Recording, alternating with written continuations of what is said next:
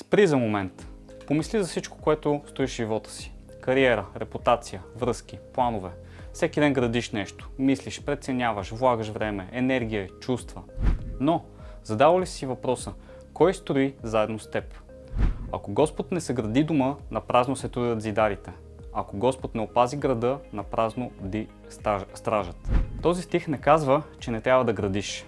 Той казва, че трудът без Господ е напразен. Не безсмислен. Просто крехък, временен, без основа. Може да съградиш къща, но не истински дом. Може да изглеждаш силен отвън, но отвътре да си празен. Може да се бориш, да пазиш всичко, което си постигнал, но сигурността не идва от стени, пари или контрол. Ако Господ не опази града, напразно бди стражат. Може да си най-бдителният, най-подготвеният и пак да се чувстваш уязвим. Защото реалният мир не е в това, което ти можеш да защитиш, а в това, на кого си поверил живота си. Този стих не е предупреждение, той е покана. Покана да поканиш Бог не само в кризите, а в самото в начало. В основата, в чертежа, в мотива. Истинската стабилност не идва когато всичко е наред, а когато е градено с него. И може би това е моментът да спреш да се опитваш да направиш всичко сам, да признаеш, че имаш нужда от спасител, който не се проваля, от пазител, който не спи.